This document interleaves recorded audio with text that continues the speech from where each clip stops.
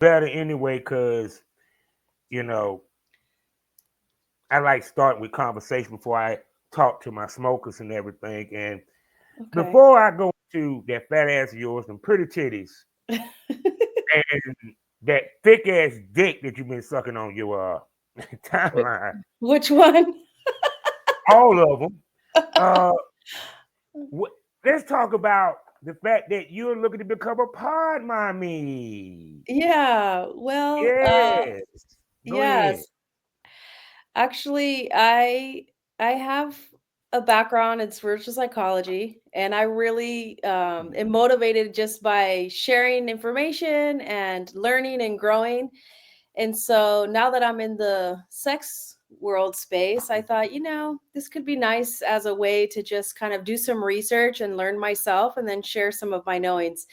So, yeah, that's where the idea came from. And thanks to you, I've got a good start and putting stuff together. Yeah. See, it'd be funny that next year around this time, I'll be talking to another avian nominated podcaster. Oh my It would- goodness. so for you, it's like because a lot of people from our industry are navigating podcasts, Yeah. and I like that for this one reason because nothing against YouTubers, but y'all don't know how to talk to us, man. I'm sorry. It's more about the Right. shock and awe, how many dicks they suck, how much money they make. Yeah. You know. Yeah. So for you, what do you hope people get from your podcast? Well, I really want to speak to the people that support us as an industry, like the porn consumers, the men, the people who are visiting and frequenting with escorts, the people also beyond that who may be dealing with like issues in the bedroom, like erectile dysfunction or not knowing how to please a woman, and just issues that we don't really have a lot of spaces to talk about because we're not supposed to be sexual beings publicly. And so it's just a good opportunity since I'm already in this space to say, hey, like I'm here in the space and I'm experiencing these things. And we can talk about these things and learn about it and hopefully improve and just, better our relationships. I mean, at best, I'm hoping to learn and grow and that other people would also feel like they're gaining something from it. That'd be best case scenario. Yeah, because when I first, it was funny because I always tell the story, and the smokers know it. I wasn't even going to talk about porn. Yeah. I was not looking to talk about porn when I started my podcast, people. What was It the was original idea? it was going to be kind of like a Joe Button talking about current events and shit like that. I wasn't going to mention porn. And then one day I decided, well, why not talk about why I retired? Right. And it started from there. So did you kind of start your podcast discussing the reasons why you retired and then it just evolved and you started bringing in Yeah. guests, or how did that work? Originally, okay, I'm gonna be real with you. I didn't ever want to do video. I wanted to keep the audio. Okay. That changed thanks to I my know, I feel that mentor. way too. Hey, thanks to my mentor. Shouts out to Tribe Chat, my man Omari the Rebel. You know, Nice. you're like, no, you need to do video, bro. But the reason why I started doing interviews was because thanks to two people, one podcast and one YouTuber, Kevin Samuels, and I don't even want to say their name, freaking Frack. Y'all know exactly what I'm talking about. And I saw how they had the OnlyFans girls on there, and Yeah. the conversation they was having with the OnlyFans girls. I'm like, that's not the conversation. You asking them about stock, you asking them about this and that. Okay, if you want to have that conversation, why don't you go get Sarah J that runs her own business? Why don't you go get Lyric Sky who runs, what I'm saying, Erotic Sky magazine? Why don't Right. you go talk to some of these girls that actually have done that? Right. Versus you talking to OnlyFans girls that only been it for like maybe 6 months and Yeah. they too busy trying to buy Birkins. Yeah. So I Let was me just like, turn my nah, phone off. Hold on. yeah. Like I said, Forgot to I do that. just wanted my podcast to edutainment. I wanted to educate people and Hey, I entertain like them. that. You know Exactly. what I'm saying? Exactly. And let them see that, first of all, kill a lot of these misconceptions for our business. Right. For the people coming in, the people just looking. From We can't get married. Bullshit. You know how many motherfuckers in this business married? Right. I know. We can't find love. You know how many motherfuckers find love in this business? I You know, know. period. We don't think about sex all the time. And everybody didn't come into porn because they were broke and destituted and they was molested when Exactly. they was kids. Exactly. Yeah, no, I love, I mean, you basically listed all of the stigmas that I've had to go through entering into sex work and doing porn, you know? My ex-husband used that to kind of weaponized against me. Oh, you're never going to find love. These people never have relationships and things like that. And it is challenging to go through it because you're up against all of those stigmas, and it's just so prevalent that it's excellent to just have a space where we can destigmatize. Oh, yes. So with that being said, it's time to smoke this over. Welcome, smokers, to the Smokers Lounge. That's right, you know who I am. Your wonderful host, Karen Arber, Southern Champ, aka the Porn Rap Star. Find all my links with one link on mylinks.com/porn rap star. For a sponsor to tell you about. And in the next month or so, we're going to have a fifth. I love the dog. Thank you. I want a dog so bad. We had to give up our dog. We got a cat now. But anyway, like I said, the four sponsors. First one being eroticismmagazine.com, one of the hottest adult mags in the game. Link in the description. Go get a subscription. Next up, award-winning, award-nominated voiceover with smut, and they even got virtual reality. I'm talking about none other than blusherotica.com. And for you people that love candles, whether it's for wax play or you just want it to smell good when you getting some good nookie. I'm talking about none other than the Kinky Candle Company. And last but not least, she's gorgeous, she's beautiful, she's smart. If you need any legal aid, she got you covered. I'm talking about the Queen of Law, Mitchell Ferrari. Links, of course, in the description. Also, you can find me 5 days out the week in the mornings at fullswapradio.com. Also, you can find me on sgpradio.com as well as skyhawkafterdarktv.com. Now, y'all already heard she's going to become a pod mommy. But before become a pod mommy, she's one of the rising hottest adult film stars in the building, in the business. Wow. She's tatted up. She's thick. That's I'm right. You sick. remember that song that the Commodore said, she's a brick Yeah. house. Well, Yeah, I she's a remember. brick motherfucking house, people. She's Yeah. sexy, she's gorgeous. And I'm gonna let her introduce herself to the smokers. Tell them who you are, gorgeous. Okay, well, that was such a lovely introduction. I don't know how I'm gonna come behind that. I'm Jasmine Flowers, and I'm 42 years old. I've been Mm, in the porn space, if you'll call it that, or adult space, mm, for 2.5 years now. I started out as an Onlyfans creator, just kind of experimenting. It was a hobby, just checking it out. And I ended up quitting my government job and deciding I was going to do this full time. I actually quit two jobs. I was a second grade teacher and I had a government job as a mm. project manager. So I Oh decided to shit. quit. Yeah. So This I is funny. decided to, This is another teacher yeah. that, you know, I done met. So yeah, shouts out to all the girls that were teachers. Yeah. So for you, because you left the government job, right? Yeah. I did. Shouts out to all the government people that are being laid off right now. We love I you. know. That's You hard. know. So for you, what was it about the business that made you step away from that?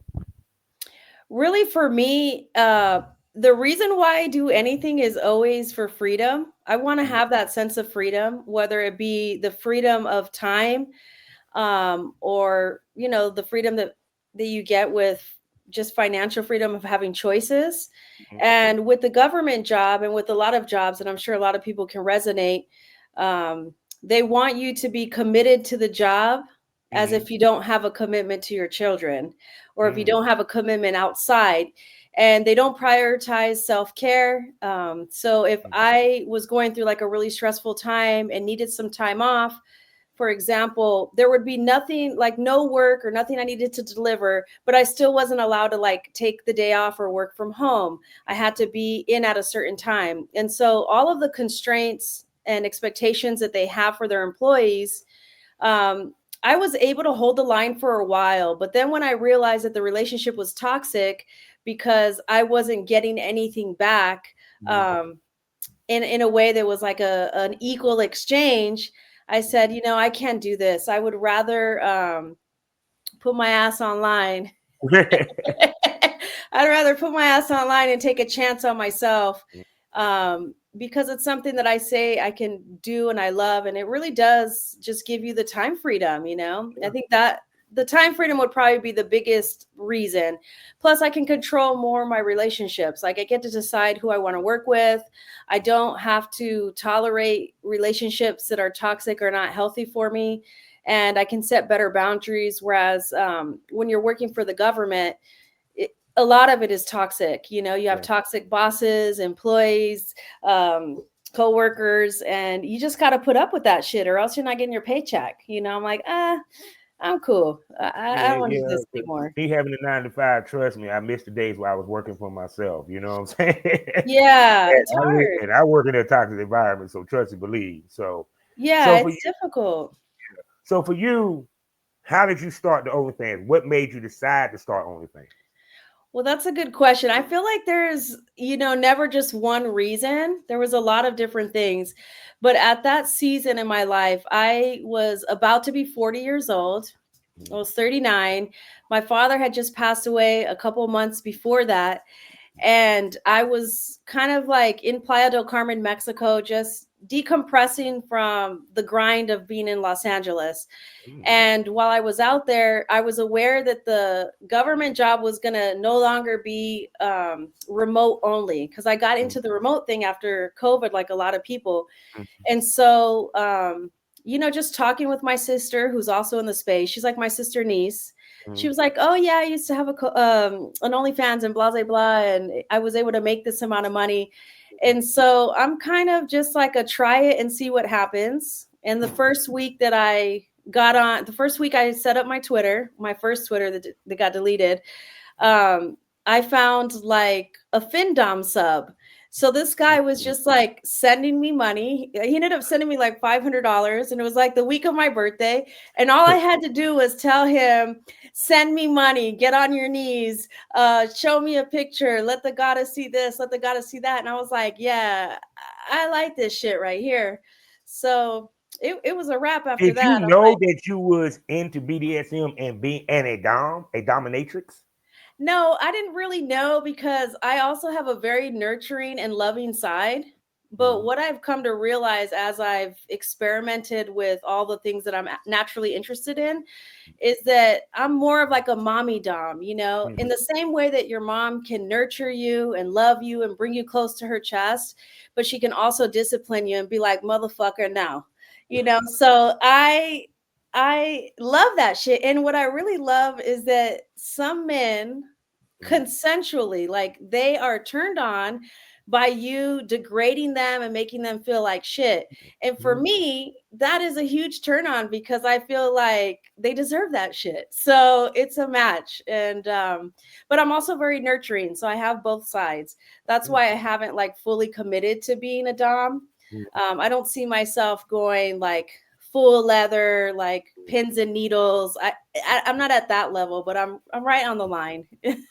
Well, shoot. Well, for you, because a lot of times when you become a dom or what have you, um, we kind of got to discover what type of dom we are. Yeah. You know, period, or what have you. You know, me, I'm a mix of whatever. It's what the submissive is into and what I'm into, or what have you. So for you, how empowering was it as to be a dominatrix, to be that? Well, you know, it's empowering, but it's also a lot of responsibility. Like I feel like I have a tremendous sense of responsibility to people, to humanity, to myself. And so at first it was challenging, because while people are asking you to maybe humiliate them Mm, or say really like disturbing things to them, it was difficult for me to be like, because it goes against all of my training of being a good girl, being a nice person. But then once I realized that this is really that they were verbalizing and asking me to do things that really turned them on, then it became empowering, because it became an outlet. And so I think sex is a really powerful way to heal trauma, and to Yeah. go through and experience different sides of our personality. So I sometimes have a lot of masculine energy, and it gets channeled when I'm doing the Dom stuff, Mm. especially when you're dominating another man who is, stepping into a more submissive, receptive role. So it is Oh. empowering, but it is a lot of responsibility too. So when did it turn to porn? I think it turned to porn like technically this last December. Mm. So it was OnlyFans. And at the time I was married. And I kept telling my at the time husband, I was like, hey, like just make content with me, because we used to have like incredible sex, which is why I married him. He wasn't very good for much else, but that was on point. So he digmatized me for sure. He Mm. got a lot out of me, but he never wanted to do it. So eventually, like it was really like a self-love journey, because I got to a point where I realized I'm either going to have to pursue what I feel is best for me in my career, or I'm going to have to endlessly try to make a man happy. That is, it's impossible to make your partner happy if they're not Mm. happy with themselves.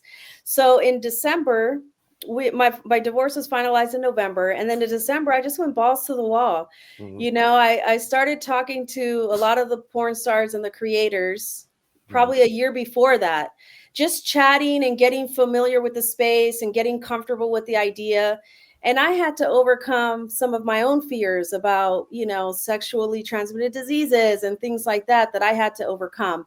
And then once I made that leap, I reached out to Chocolate God, and he's so good. Like he's local to LA, and we had talked several times, and Mm. he's just so friendly and accommodating.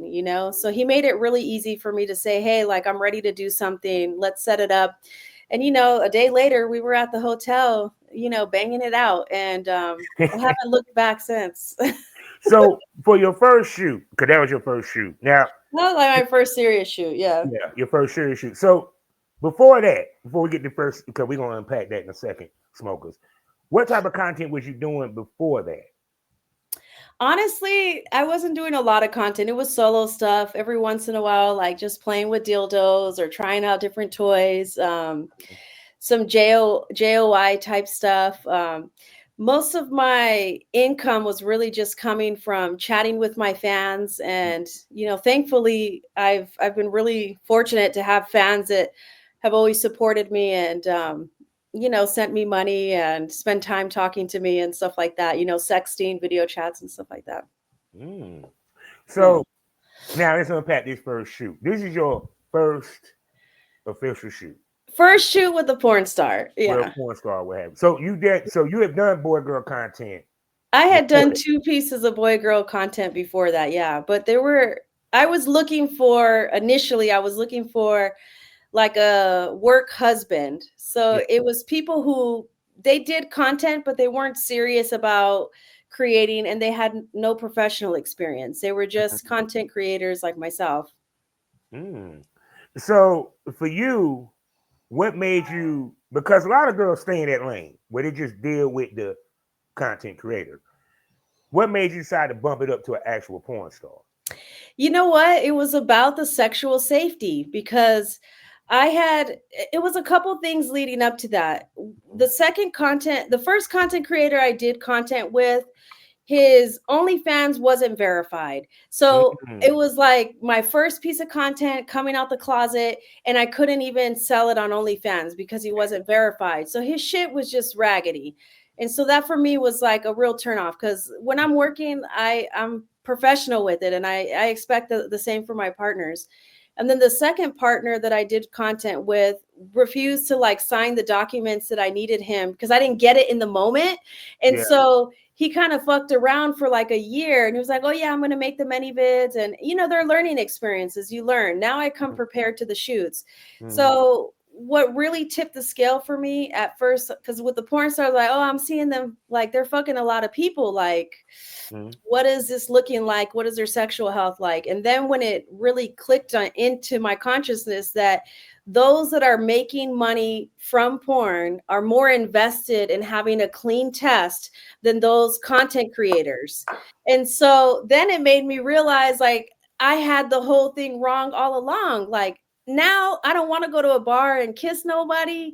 I don't want nobody eating me out. Like, keep your mouth away from me. I want to see the test, because you just want to make sure that you're going to be, I just don't want my money fucked with, Yeah. so you can't, or my health, obviously. Mm-hmm. So that's what did it for me. I just realized, and I was looking at Chocolate God in this scenario for like over a year, and he can always post it on his timeline. I got my test, MGem, everything's clear. And I saw that happening as a pattern. And so I realized, yeah, these people are out here taking their work serious, and part of that is their sexual health. So I'm relying on them to to make good choices in between the shoots. Yeah, because I've been said this: if you're gonna get into this business, this is where I used to hear, I don't want to fuck all them dicks. You know what I told a girl? What? It ain't about fucking dicks, about fucking the right dicks. Right.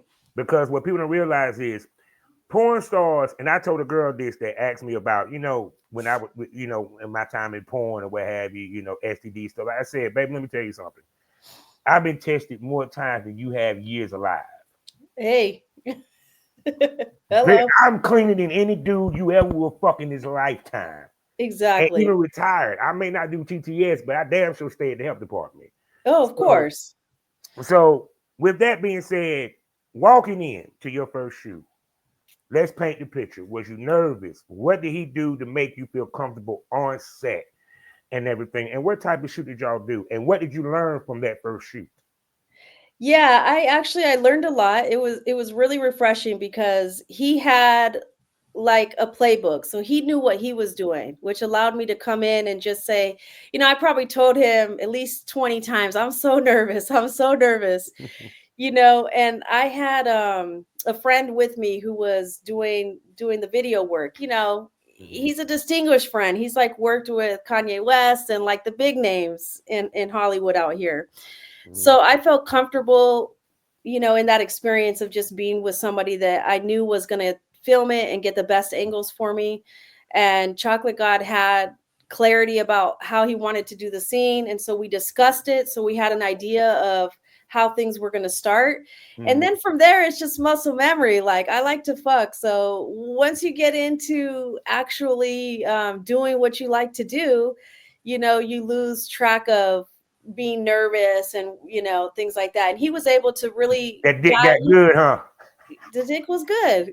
The dick was good. The dick was good. And actually it was perfect because he has a little skit that he does about manifesting chocolate, and I'm a spiritual person, so I believe in manifestations and stuff like that. So I was like, okay, the storyline, all of it was really on point. So I manifested some chocolate. It was bricked up too, so it was all good. So now after that, because after that, you started getting shoots, working with people or what have you. Yeah. So for you, what do you look at even more so now when it comes to picking male talent? I say this to a lot of people who reach out to me to make content, it's the connection. I need to feel a connection with you because I'm entrusting you with my body and you're entrusting me with yours. And at the end of the day, we're having sex, even though it's on camera and it's for work. I need to feel some type of connection, even if the connection is just you're coming across as being a professional, and I can respect that, then that's enough of a connection sometimes. Ideally, I want to feel really turned on and attracted. I'm interested in like I like beautiful faces. Like when you're inserting me, I want to look at your face and feel like super turned on. So I try to work with people that make me feel some type of way, Yeah. Yeah. Because when it comes to content trade, let's keep it real. We pick who we want to fuck. Now, Yeah. there's other factors that falls into that as well, but first and foremost, because when it's a paid scene, you're getting the money Yeah. because it's up front. When it comes to your scene, you're trying to that you want that scene to generate money consistently. Right. You Right. know, versus a paid gig is a one-time thing.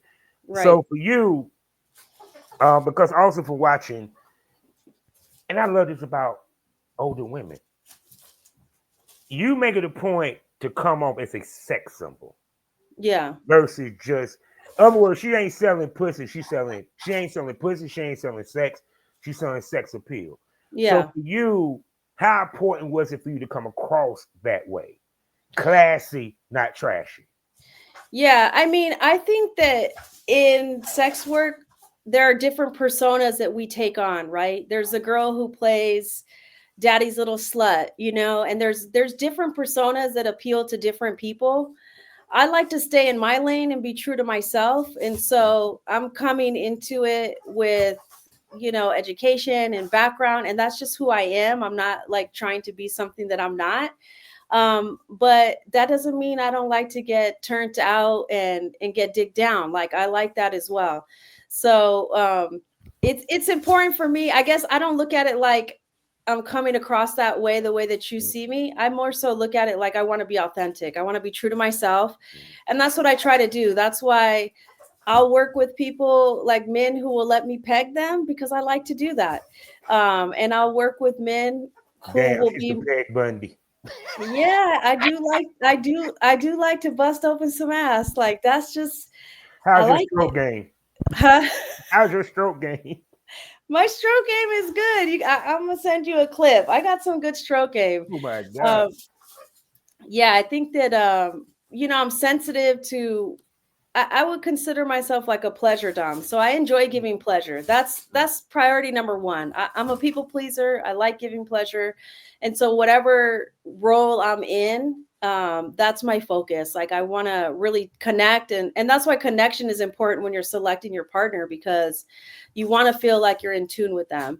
And I've been really lucky to have some like great collabs. Like other people tell me that I'm lucky and fortunate to have had some collabs, but like this year, I've had some fantastic experiences. I can't complain. I've had just all great experiences. Yeah, I can see the look in your face when I look at some of your videos. I know. Today I collabed with Isiah Maxwell. Yes, the legend. Let's Oh my talk God. about that. How was it working with the legend Isiah Maxwell? Well, the legend is not a big enough word for him. He is a tremendous person. Like, seriously, I didn't know what to expect. I was really nervous about it. Um, he's amazing. He's very professional. He's so courteous. Like, just he has so much attention to detail. Like, he's got his system figured out. Like, for example, we have to exchange consents and forms and things that we have to sign when we're doing work with anyone. Well, he had a set for me and he had a set for him. It was all Yeah. filled out. It was all I had to do was like just sign. He made it as easy as possible. He provided anything that I thought I might have needed to feel comfortable. He discussed with me like what to expect. So I wasn't nervous when we started at all. And, he also just said at some point, we just want to enjoy ourselves. And so that's all he had to say to me. I was like, okay. And with that being said, for you, because now I always talk about brands on here, right? What do you want your brand to look like? And I'm trying to say it right. What do you want your brand to look like, and what do you want your fans to come away with when they see your content? Yeah, I mean, I think that that's something that I'm constantly redefining Mm-hmm. because my brand is a reflection of me and I'm always growing, so I'm always looking to see like what does that look like.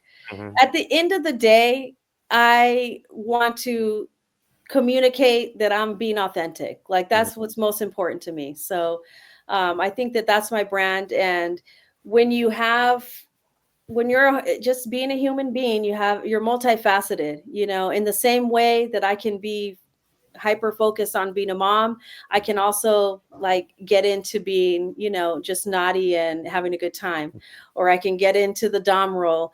So I don't want to just fit into a box. I want to Mhm. really just be multifaceted and authentic, because I think a lot of us are. And there's too many people who are like, oh, well, I'm this way. And when you put a limit on it, you don't really get to experience things that you're not like allowing yourself to get to those things, because you've already boxed it up. Oh So I yeah. want my brand to be expansive, honest, nurturing, caring, and definitely a little slutty too. Yes. And two people, what I love about her, she wear heels. Y'all know how I Yeah. feel about heels. God, Yeah. these girls do not want to wear heels nowadays. I I swear. know. Well, It let me just keep it real. The heels are for the camera. oh yeah. Oh no. People, they don't be on their feet long. Trust and Yeah, believe. no, And two, no. also you learn the value of pretty girl pictures. Because the one thing I hate when I go on a girl's page is all I see is dick sucking, fucking, and shoving a dildo in their pussy, and they're not giving me no pretty girl pictures. Yeah, And they yeah, don't understand about marketing yourself to gain shit outside of porn yeah, or to gain things that is within the sex business, but ain't got nothing to do with content, whether it's sponsorship, whether it's tour review, and so forth, period. yeah. So for you, how much did you think about that when it comes to your content, the pictures? Because to me, it seemed like you're looking at, okay, I want to make myself bigger than what I am. Yeah. I mean, I think it goes back to me just wanting to share myself authentically. Like, it's not realistic that I'm going to be horny all the time, or I'm always going to have a dildo in my pussy or a dick in my mouth. Like, that is not real life. Mm-hmm. And so it's important for me to just portray as much as possible the real thing. Sometimes I have makeup on, like today, because I did that shoot, but a lot of times I don't. Mm-hmm. And I just try to share myself. And I think people connect with authenticity. That's what Yeah. I'm hoping, that they're just going to connect with me being a real person, behind the screen. Oh yeah. So now it's time for the fun questions, people. First off, do Miss Flowers do anal? I have not done it yet because I'm being very strategic about it. Like, I know anal is like a really like everybody wants like the anal scene. Mm-hmm. So I'm very strategic about it. Like, I absolutely love anal. I adore it. Like, it really makes me come like nothing else. Like, it's amazing. But what my goal is to get my fan base up and to get my numbers up, so that when I do release my first anal, I'm going to get the maximum return on my investment. See, once again, people, like I said, increase the shock value. You Yeah, know, because exactly. it's something they haven't seen before. It'll be your first. You know, Exactly. Exactly. period. And I got people waiting on it. We sext about it, we talk about it, we video chat about it, Mm. but it's going to cost some money. So I need to see that money first. Oh, I feel you. So with that being said, are we looking to do DP, DA, DV? I'm starting off slow. Honestly, these porn stars, they're Mhm. fucking huge. Like, they're huge. Like, I mean, I guess, like, I don't even know. I can't even answer. Possibly, like all things, we always expand and we grow into more things. But I'm really satisfied right now with just getting fucked. I mean, these dicks are huge. Like, I had to really take myself to a place today with Isiah. Like, his dick is so long. And so there's a lot of room to just experience joy and orgasms and opportunities to take it further. So I'm not there yet. I would say it's going to take a little time. It's going to take time and money. Yeah. Yeah. Oh yeah. Oh yeah. Now, do you want to eventually add gangbang to your repertoire? In order for me to add a gangbang, the whole roster has to be attractive to me. The whole roster. So I would love to do it if I have the opportunity in the right time and place. If I Mm-hmm. have the resources to have a nice luxury environment, because I like to be surrounded in luxury, and I can select the guys that I want to work with, hopefully enough to pay all of them so that they come on set ready to be in work mode. then definitely, yeah. I So, got a roster in mind. so with that being said, what is the perfect number for you? I would say like 4 could be active and 6 to just make it a little extra, you know? Oh God. I'm just So, imagining one hand, one mouth. Okay, maybe 4, 5, oh 6. yeah, Yeah. because it trust me, I done talked to plenty of girls that done gangbangs from 4 to 100. So, Wow, that's and yeah, crazy. shouts out to Rebel Rider. And what turns you on about a gangbang for you? Well, to be honest with you, I just love men. In particular, I love black men. Like that is my weakness. Like it's just my weakness right there. So to have a lot of them at the same time, like I just think, it's amazing. Yeah. I heard somebody say today, if somebody offers you money, you're not going to say, "Oh no, thank you. I already get a paycheck." And so it's like that, you know. So for me, it's like I could have one, but if I can have 6 or 7, like, oh yeah, why not? See, there you go. It's a See, dream. she making me smile, showing all my missing teeth. Yeah, I love it though. I love your smile. It's Thank authentic. you. Oh God, you making me blush. So so now walking in, you're an older woman. Okay. Hmm. Now we all know about how you know how I feel. Y'all know how I feel about women in their prime. I don't even want to go into it. But for you, did you think that your age is going to be a detriment? That you may not get as much traction because of your age? Yeah, in the beginning I did.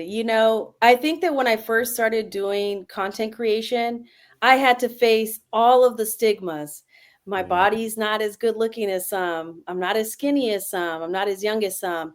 And then eventually, the maturity of my age kicks in and you realize that this is an abundant universe. And just because some people are younger, skinnier, better looking, doesn't mean that that's going to hurt your bag. Like I stay in my lane and I focus on myself as competition and doing better and offering more. And there's things that I offer that maybe are unique to me, and so that's where the personality and the posts that are just about the pretty girl posts, as you describe it, that comes into play. Like maybe if I was 18, like me myself at 18, I'd have been already like rich because I was on. I just didn't have an OnlyFans at that time. It didn't exist. But you have to compensate. It's like a guy with a small dick. He has to learn how to eat pussy. You just have to compensate when you're lacking. It just is what it is. Like if you don't do that, it's going to be unfortunate for you in the bedroom. So for me as an older woman, it's like I have to compensate with personality. See, that's why I glad I can eat pussy and got a big dick. So there you go for you. Hey, so So now we're talking. because we why I say that, we why I ask that is that in this day and age, the game has become older. Yeah, it That has. It has. it's about the MILF, the hot wife, all that good stuff, and they want real curves. You Yeah. thick. You feel what Yeah. I'm saying? So did Yeah. you think your thickness was going to hurt you? Well, my thickness does hurt me. Let's keep it real. There's a lot of fucking haters. I'll tell you that. I worked with this guy who's beautiful. He's like up and coming. He's a narcissist, so I'm not going to drop his name in this interview. But We say just that for a the premium beautiful, smoke room. huh? We say that for the premium smoke room. But go ahead. Okay, we'll save it for the premium smoke room. But he was gorgeous. Like he is gorgeous. And we had a vibe. Like he likes MILFs. Like that was like what he used to jack off to. MILFs, curvy, like my whole type. And so it was an automatic like chemistry. And of course, he's doing content with other creators, and he hooked up with some creators that are really thin, and they were like discouraging him from making content with me and doing stuff with me and saying that I was going to hurt his brand because I was too overweight or I was too curvy or I was too old. And so you get that from a lot of the younger creators because they're Yeah, because insecure. they fucking jealous because y'all are way more successful than them and Yeah, have longer well, careers. this particular, I think that all of that kind of hating Mm, just comes from insecurity. So being older, I can hold space for that, and I have compassion for it. But when you're dealing with like the pro work, I'm kind of like, the experience I'm having is that the people who are shooting and casting BBWs look at me and say, "You're not a BBW." They say you And fit. then Yeah, the fit between. people who are casting, just like regular boy girl stuff, think that maybe I'm a little bit too on the heavy side. So I haven't really found my lane in the pro work, which is why I still just make content. But that's fine. Let me give you a bit of advice on that. Yeah. All that is bullshit and cap. Well, Let in me tell you how it reality, works. it is. They don't give a fuck about you until you get white hot. You get hot. You Yeah. feel me? Got it. And that's how it works. Because Karen Lane was shooting with Brazzers before the BBWs was shooting with Brazzers. That's You true. feel me? You know, I think about my girl Crystal Clear, and even my homegirl, shouts out to Dallas Playhouse. You know, even when you think about girls like Taylor Nicole, who is tattooed up, but yet she shoots with mainstream and she shoots with transgender. And technically, you shoot with transgender, they're supposed to blackball you. She don't get blackballed. That's If awesome. they see that you are a moneymaker, they don't give a fuck. Well, at the end of the day, that's what it is. The bottom line is money. But the thing is, they're less likely to take a risk on somebody that isn't the proven money makers, right? They're more Yeah. likely to take Well, those babe, risks. guess what? Should I tell the smokers? Tell Since me. she shot with Isiah Maxwell, you on the radar now, babe. Okay, well, there Let you me explain go. to you why.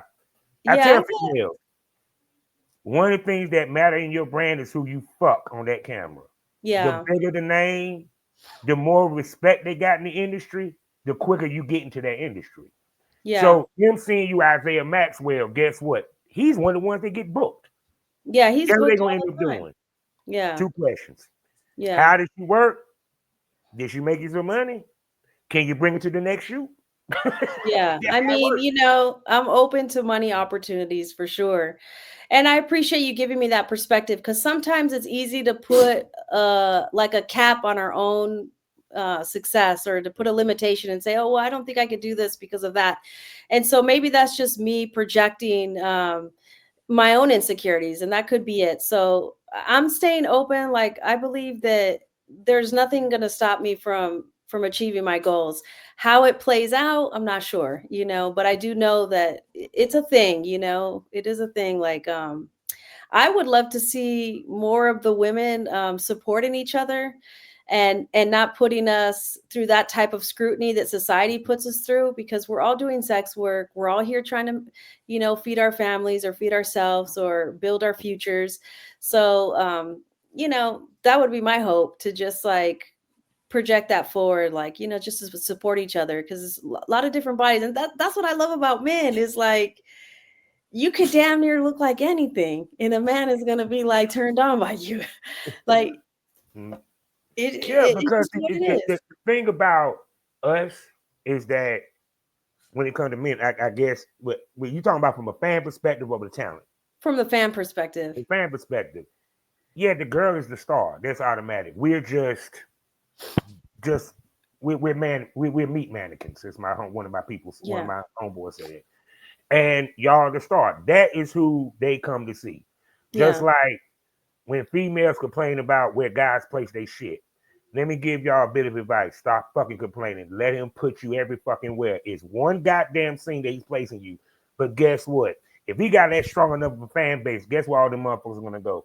They're gonna go look Exactly. up Jasmine Flowers. Yeah, And and guess what? honestly, the men don't get I don't think the men get enough credit. This is the only field where men are not paid equally, unless you're really, really, really exceptional. And I would love to see that change a little bit, because the men hold the scene down.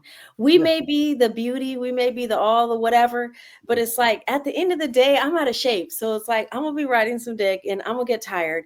And when I do, like, that guy is picking up on she's getting tired, and then he starts hammering from the bottom, ba ba Yeah. ba ba. It's an athletic performance. Like, these men are athletes. Like, let's just call it what it is. And they have tremendous control over their bodies, their ability to ejaculate on command. to Mhm. ability to stay hard. Like this is it's a lot of work. I think people looking at it may think, oh yeah, this is easy. I wish I was in porn, but based on my real And life that's the out. biggest misconception, that it's Huge, easy. They don't realize huge. the hell it's not hell, but it's It's not not easy. easy neither. Being in front of that camera, it's a lot. It takes a lot of work. Well, I'll tell you, just based on like having had experience having sex off camera and out of porn, Mhm. um, the men who shoot porn are the 1% that know how to fuck. Everybody else is just kind of like not satisfactory. I almost think like I was destined to get into this because I love sex so much that you're not getting that from the guy you meet at the bar. You're not getting that from somebody that you met on swiped on Tinder. It's unlikely that you're going to be really satisfied with the everyday, guy that you meet off the street. Yeah, because one, so people understand this, us as men, we have to have a heightened sense of, how can I put this, horniness. Also, we got to be able. I'm just gonna be point blank. Say it. We gotta know how to perform. We gotta know how to be entertaining. Yeah. Period. Because Yeah. for the average human being who fucks, the most y'all might do is some maintenance blowjob to get his ass hard, and then it's either missionary or doggy style or both. He ain't getting his dick rolled, not reverse cowgirl, cowgirl. Some of y'all motherfuckers ain't even getting anal. Some of y'all ain't even getting great head. Yeah. So to a certain extent, we got to be able to put her in position to look good. I got to be able to know how to use my off-camera hand. I got to know how to angle myself. People, some of the positions are not fucking comfortable. Even though, yes, my You're dick is not. hard, it's pleasurable. You know how hard it is to hold up a girl leg for that amount of time and angle yourself to where you can open her up and Where open you could, yourself up so they can yeah. see the dick?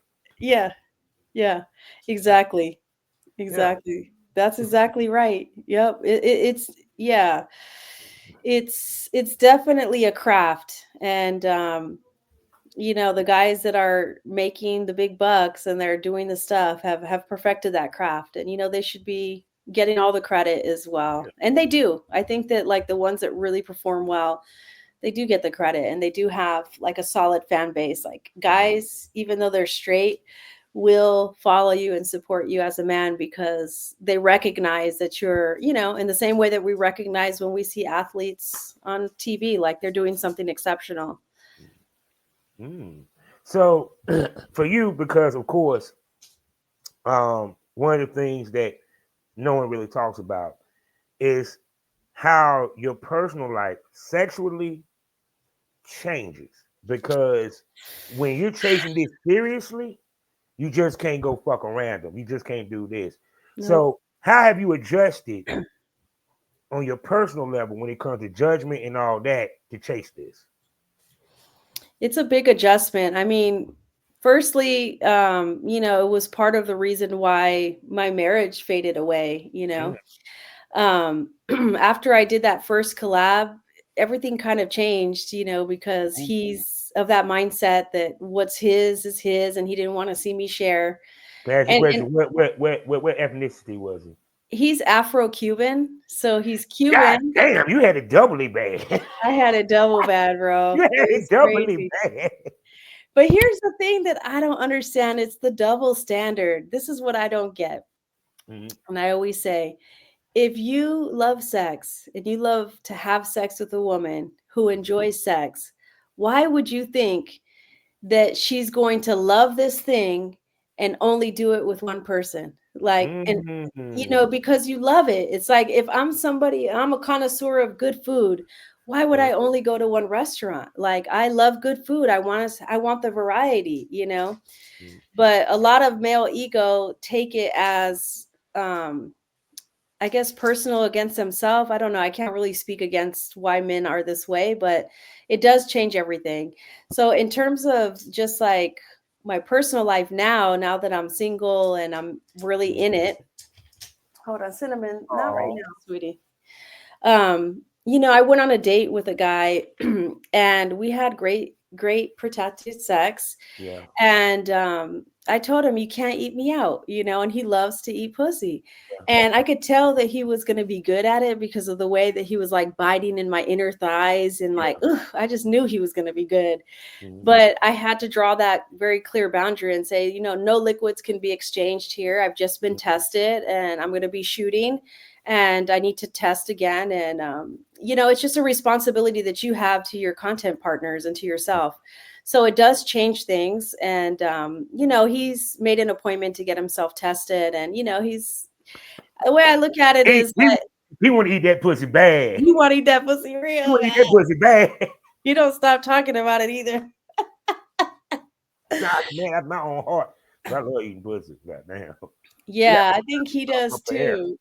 Yeah, he really prepared himself. He took a nap before our date so he can have the energy he needed. And he did well. He fucked me all night, it was yeah, it was a good experience. Like I actually feel like I got lucky with this person because I was able to tell him, "Hey, I'm in this adult space. I just want to be really transparent with you so that you can decide whether you want to, pursue getting to know me or not." And he was able to verbalize some of his insecurities like, "Hey, I'm seeing you have like sex with this person and that person and their dicks are huge and where do I measure up, and that's making me feel this way and that way." And we were just able to discuss the things See, I'm gonna that tell are you what's funny, right? I hate to interrupt it, but no, tell me. dudes, we are gay at heart. We just don't want to admit it Yeah. because this goes back to this generation. I went on plenty of dates back in my day. I never asked someone about her body count, nor did I gave a fuck about who the hell she fucked before me. I didn't give a fuck Right, if she had a dick right. or not, period. And what they don't understand, and you can explain it to them, sex on camera ain't the same as sex off camera. No, Stop trying to compare the damn two. it's It not. ain't the same. I don't give a fuck how good me and her fuck. It could be sensual. We kissing up, make damn near making love on camera. Yeah. It ain't the same if we off camera. No, it's not the same at all. It's work, it's just work. And I tried to have this conversation with my ex-husband, who's a tattoo artist. I'm like, I have never said to you, "Oh, you're tattooing this woman's titty or Mhm. you're tattooing her inner thigh. I'm so like concerned about this, you being so close to her body." Like you're working. When you're doing your tattoo, you have an objective and that's the objective. And when we're creating porn, our objective is to entertain and to it's like being an actress, like would you, if I was a famous actress and I was playing a homeless persona, like I don't come home and then be homeless. I'm in my home. That's a persona that you're playing. So it's the same way, but it's not understood like that. And No, that's because fine. me myself, I feel monogamy is more of mental than physical. Yeah. You know, because the reason why I say that, because you have these motherfuckers screaming they're monogamous, but they're cheating. Yeah. Yeah, I'm not gonna leave her, but sound like a swinger to me. It's just Right. the problem is you don't want the balance. You don't want your wife to play too. You know. Exactly. That's what it is. You don't want to be fair about it. And actually, I started reading The Ethical Slut, which is about ethical non-monogamy. Mm-hmm. And it really opened up my eyes because it made me realize, because I was always previously monogamous and very loyal. Like once I'm like in love and in that I'm locked in and I don't want to like be with anyone else.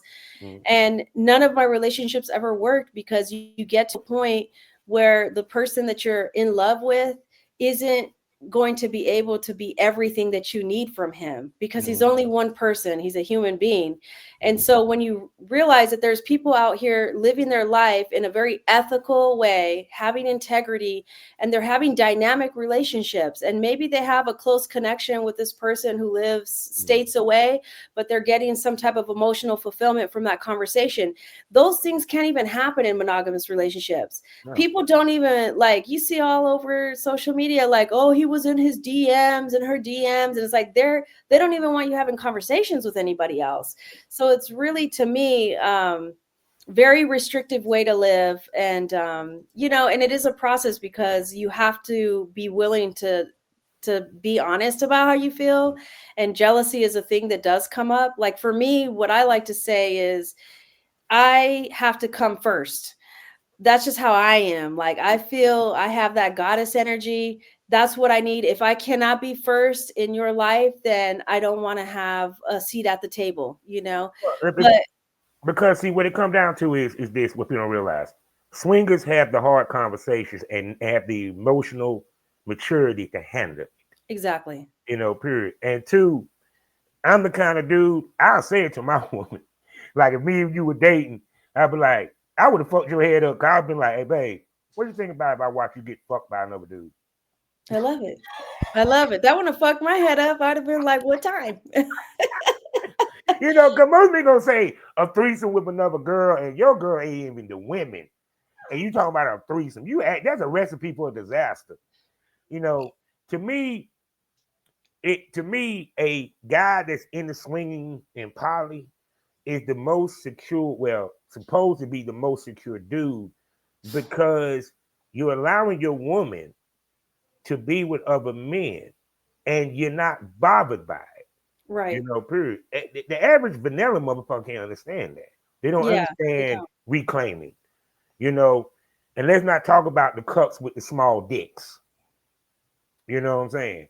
I got a Like, good shoot, fan base yeah, like that. yeah. So it's kind of like to me, satisfying your woman sexually is more than just fucking her. Oh yeah, You have to satisfy her mentally as well as emotionally. And a exactly. lot of guys don't understand that. Yeah. And I think it always goes back to the scarcity mindset. Mhm. When you feel like somebody else's joy and good time is going to be limiting or restricting you, then you really have a misunderstanding of how the universe works. Yeah. Because ultimately, when you allow your partner to feel joy Mhm. outside of their experience with you, they come back feeling more love and more attachment to you because they see that you're holding space for what's best for them and not just what's selfish for you. Mhm. So I don't see myself ever going back to a monogamous relationship. I just don't see it happening. I don't. I I wouldn't actually call been in myself a one so swinger long, though. I don't even know what the fuck that is. Yeah. Although I wouldn't call myself a swinger. Like I don't. That's not where I You resonate more of either. you're non-traditional Yeah. monogamous, meaning that I'm with this person, my heart is with this person, my mind is with this person, but I do enjoy being with other people, and I ain't got a problem if my mate be with other people. Yeah. You And know, I also feel deep connections with people. Like literally every screen partner I've had, I care about. Like I care about them. I want to know that they're okay. I text them every once in a while. yeah, Hey, I'm how right are there you for my doing? best. Yeah, like when I see that they having a birthday, happy birthday. It's important for me that I'm also giving them, things that you would normally get in a relationship. Mhm. But it's just connection, and I want to feel connected. I want to be in a community, and um but it's not necessarily being in a relationship. We're not talking to each other about who we're with, or it's professional, but there's still that. If I was in a real relationship that was monogamous, I wouldn't have the opportunity to develop those, Mhm. bonds with the people that I work with, and that's important to me. So I'm happy with where I'm at now, for Oh sure. yeah, oh yeah. So people, I done held this lady up here for an hour, so and we ain't touched the surface. No. You know what that means? I got to ask her the $1 million question. Miss Uh-oh. Jasmine Flowers, can I call you a smoke buddy? Yes, you can. Y'all be back here on the Smokers Lounge. And for my premium smokers, I got you because she got a nice set of titties. We ain't even talking Yeah. about titties. Yeah, I'm gonna bring her to the premium smoke room on Loyal Fans. Y'all know what it is. Go Nice. subscribe. 5 premium podcasts for you to enjoy, plus special events known as the VIP Smoke Room. I even go live on X with the VIP Smoke Room every now and Nice. then. And you know what happens in the premium smoke room. Tits come out, dildos might pop out. You don't know what might pop off. You got to subscribe, and the conversation gets saucy like a motherfucker. Yeah. And if you're looking for some Triple X content, I got you covered. You can go check out some of my work from the vault as I give ladies the work because Nice. I give ladies watch my work as I give ladies the work because big Yep. dicks. What? growing the sticks. That's why they used to call me Big Country. Okay. Yeah. I'm gonna have And to watch. oh yeah, for my people on Spotify, I got some paid subscription over there for you too. First off, I got Had the Smoke on it, where I talk about everything and I give you my unapologetic and controversial opinions on Nice. from politics to sex to porn to whatever I feel like talking about that day, as well as Savage Smoke, as I talk to the industry's top male talents and producers, as we give you that real smoke from a male perspective about the industry, as well as over 400 different episodes of a lot of shit. I don't feel like even going through the list. So go subscribe. Oh, and for my Spotify subscribers, I got you covered. Because if you want to be subscribed to both, this is how you do it.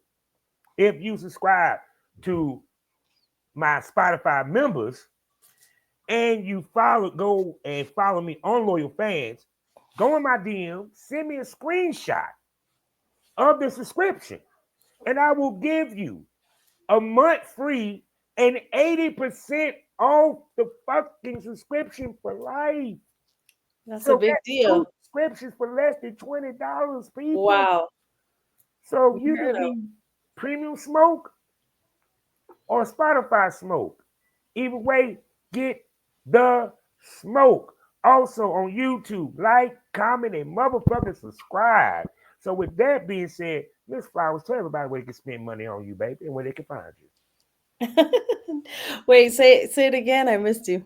Where they can spend, tell them where to spend money, where they can find you, and when you drop that podcast, where they can listen to it at. Well, I'm a fan of Silent Send, so the best way to spend money is just put it directly in my pocket on Cash App, Miss Jasmine, MSJASMINE 699, and you can find me on Twitter with I am Miss Jasmine 699. And if you don't have money to spend, that's okay. I also monetize your attention and your appreciation for me. So just come by, say hello, and let me know what's on your mind. There you go, people. So, what did y'all smoke over today? What did y'all learn? What I've been telling you motherfuckers from day one. People's sexual habits, taste change with age. You They might do. have started that marriage being monogamous, and then by year 10, year 20, you and hubby is at Hinduism, butt ass naked in an orgy. Absolutely. Two, I keep saying this. Y'all need to stop with that women in their prime in their 20 because they can have babies and it's over for them in 30. Bullshit, nigga. It ain't over. Women are in their prime in their 30s and 40s. You want to know why? Yep. Because they know themselves, they accept themselves, they love themselves, they're more sexually free, and they got that I don't give a fuck gene. That's Yep. the reason why older women continue to make money. It's been why these younger women are sitting here pissed off and mad and talking about how OnlyFans fucked up their career and all that shit because they mentally cannot handle it, That's while older true. women can. That's why the game went older because these producers got tired dealing with y'all 19 and 20-year-olds because they didn't feel like hearing y'all cry and all that shit. And then when they need ID, y'all don't want to give it or what have you. Versus an older woman treats it as a business. Because if I'm going to do this, I want to make money and make a name. And two, the other thing y'all should have learned also, all these misconceptions y'all have is wrong as fuck. You feel me? It's not easy to do what we do. No. It's hard to make that money because it's not It is. about the 1 month. It's about continuously making money for years to come. Yeah. Stop listening to these YouTube channels, talking to these girls that made six figures in a million and thinking that that's all girls. No. And even then, some of them girls the next year, they ain't making six figures. They're barely making three. Yeah. Because the key to this business is evolution and leveling up. And also understanding the art of marketing thyself as a sex symbol. Because if Yeah. you market yourself as a sex symbol, you create a legacy. If you market yourself as a horny ass thought, you're gonna get short-term success, but no long-term success. Because True. guess what we remember? We remember Marilyn Monroe. We remember Selena. Yeah. Feel me? We remember J-Lo. Who was all of them? Sex symbols. Yeah. You feel me? So I hope y'all learned something. With that being said, you know how we end these things all day, every day. Life is a learning experience.